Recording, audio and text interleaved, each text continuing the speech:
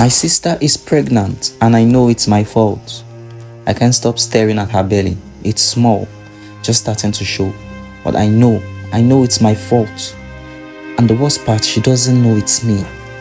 Wura, my younger sister, was always the favorite. You know, the type, kind, smart, and beautiful. Everyone in the village adored her. Even I couldn't help but be protective.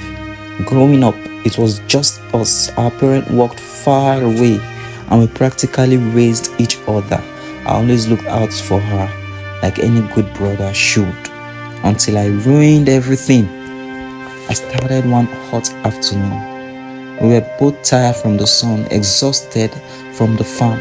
The dry season was in full swing and the heat was unbearable. Wura suggested we cool off by the river, something we always did as kids. It seemed innocent enough at that time. But when we got there, the atmosphere felt different. She was wearing this light dress, one of the few nice ones she had, and I couldn't help but notice how much she had grown. She wasn't a little girl anymore. It wasn't something I wanted to think about.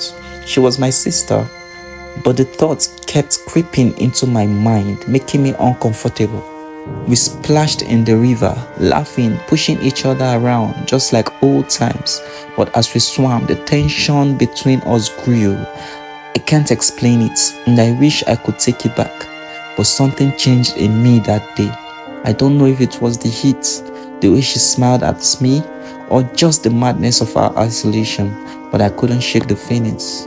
That night, after we got home, things got worse. Wura was tired and went to bed early. I stayed up, my mind racing. I felt like a monster for thinking about her that way. But the thoughts wouldn't stop. It felt wrong, twisted, yet I couldn't control it. Days passed and I tried to act normal, pushing down the sick thoughts that haunted me, but they didn't go away. In fact, they got stronger.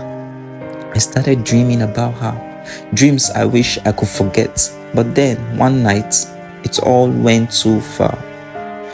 We had both been invited to a neighbor's wedding and it was a big celebration. There was music, dancing, and way too much palm wine. I'm not a drinker, but that night I drank. We both did.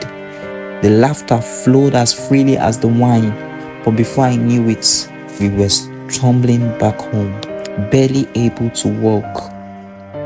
Somehow, we made it back to the house. I don't remember much of what happened next, but I remember waking up in the middle of the night, confused, my head spinning.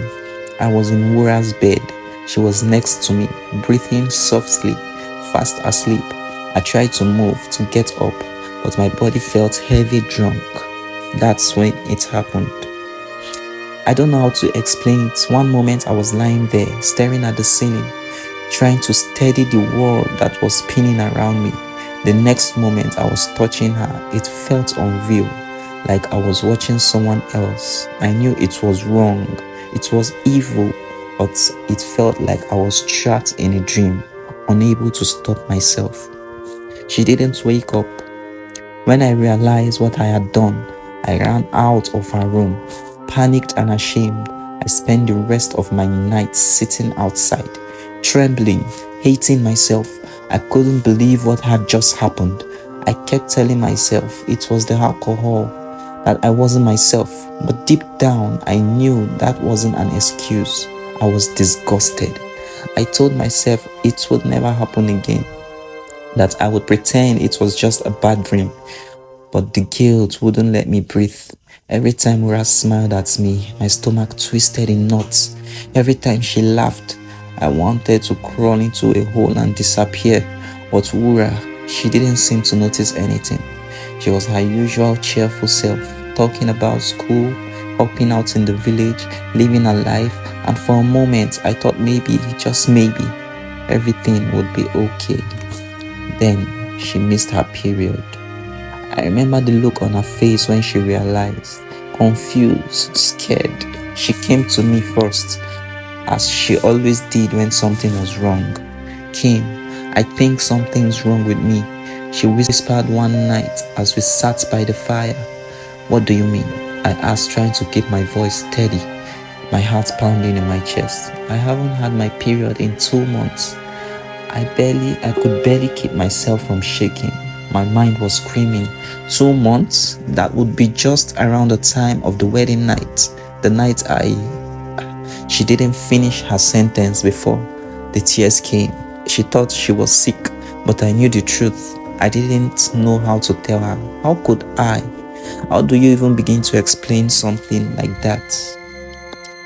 We didn't have a clinic nearby, but after talking to an older woman in the village, Ura confirmed it. She was pregnant. The village was buzzing with rumors. Of course, everyone wanted to know who the father was. She didn't have a boyfriend, at least not that anyone knew about.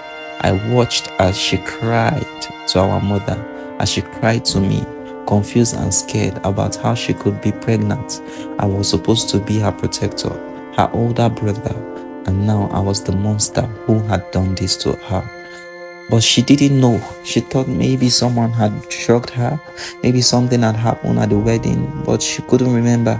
And I just sat there, silent, letting her believe the lie because I was too much of a coward to tell the truth. Every night I lay in my bed, tormented by what I had done, wondering if I should confess. Would it even matter? Would it change anything, or would it destroy both of us completely?